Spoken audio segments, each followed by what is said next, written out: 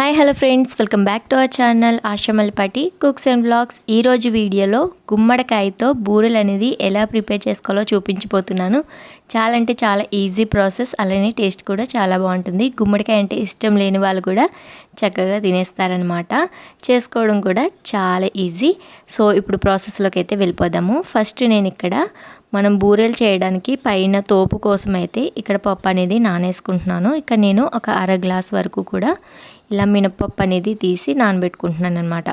అర గ్లాసు పప్పుకి ఒక గ్లాసు బియ్యం అయితే వేసుకుంటున్నాను. అంటే 1:2 రేషియో కొలత అయితే మనం తీసుకోవాలి.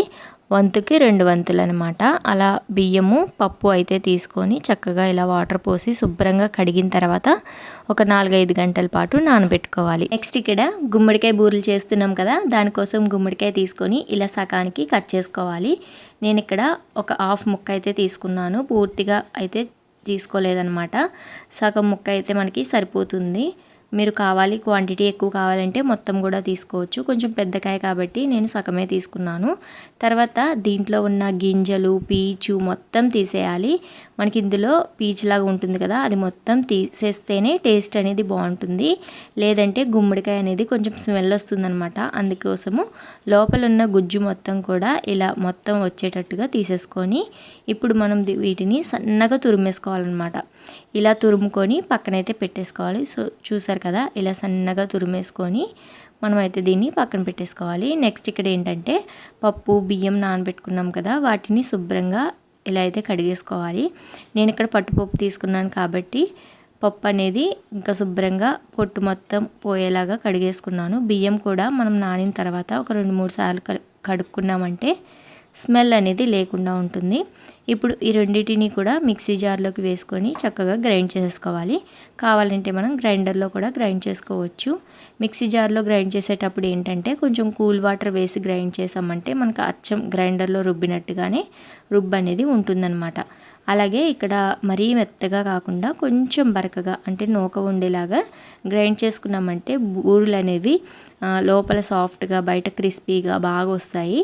సో కాబట్టి ఇలాగా కొంచెం బరకగా గ్రైండ్ చేసుకోవాలి. మరీ బరకగా వద్దు, జస్ట్ ఇలా చిన్న నూకలాగా ఉండేటట్టు గ్రైండ్ చేసుకుంటే సరిపోతుంది. ఇప్పుడు గ్రైండ్ చేసుకున్న దాన్ని మొత్తాన్ని కూడా ఒక గిన్నెలోకి తీసేసుకొని ఇప్పుడు ఈ పిండిలోకి కొంచెం సాల్ట్ అనేది వేసుకోవాలి. తర్వాత ఇక్కడ ఒక పావు కప్పు వరకు బెల్లం కానీ పంచదార కానీ, మనకి ఈ రుబ్బు అనేది కొంచెం టేస్టీగా ఉండడం కోసం అంటే తీపి ఉండడం కోసం పైన లేయర్ అనేది మనం ఇక్కడ బెల్లం కానీ పంచదార కానీ యాడ్ చేసుకొని కలిపేసుకోవాలి. నేను ఇక్కడ చూసారు కదా థిక్గా రుబ్బుకున్నాను, ఎందుకంటే మనం బెల్లం కానీ పంచదార వేసినప్పుడు కొంచెం లూజ్ అవుతుందన్నమాట.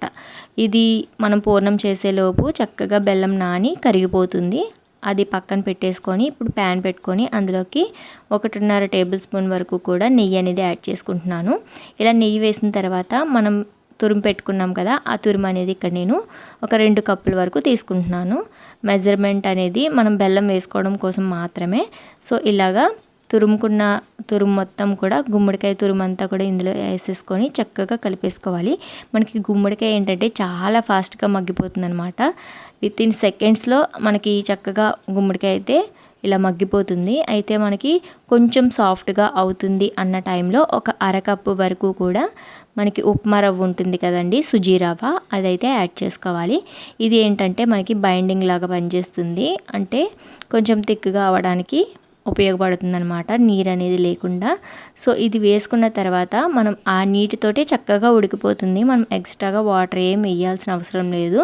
నెక్స్ట్ అది బాగా ఉడికిన తర్వాత మనకి తెలుస్తుంది కదా, అప్పుడు ఇందులోకి బెల్లం కానీ పంచదార కానీ 1 కప్పు వరకు యాడ్ చేసుకోవాలి. ఇందులో పంచదార వేస్తే టేస్ట్ అనేది చాలా బాగుంటుంది, కానీ కొంచెం హెల్తీగా తినాలి అనుకున్న వాళ్ళు మాత్రం బెల్లం యాడ్ చేసుకోవచ్చు. పంచదారతో అయితే మాత్రం టేస్ట్ అనేది చాలా బాగుంటుంది. నెక్స్ట్ ఇక్కడ 1 కప్పు వరకు బెల్లం అయితే వేసుకున్నాం కదా, స్వీట్నెస్కి తగ్గట్టు వేసుకుంటే సరిపోతుందండి. అంటే కొంచెం స్వీట్ ఎక్కువ తింటే కొంచెం బెల్లం ఎక్కువ వేసుకోండి, లేదు అంటే కనుక తక్కువ వేసుకుంటే సరిపోతుంది. ఇలా వేసుకున్న తర్వాత దగ్గర పడే వరకు కూడా ఉడికించుకోవాలి. మనకి బెల్లం కరిగి బాగా దగ్గర పడే వరకు కూడా కలుపుతూనే ఉండాలి కంటిన్యూస్గా.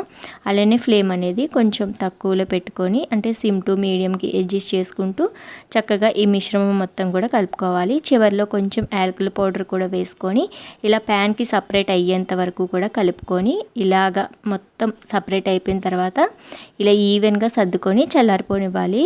స్టవ్ ఆపేసి ఇలా చల్లారిన తర్వాత మనం చేతులకి నెయ్యి అప్లై చేసుకొని మనం బాల్స్ లాగా చేసేసుకోవడమే, అంటే పూర్ణాలు అనేవి చేసేసుకోవాలి.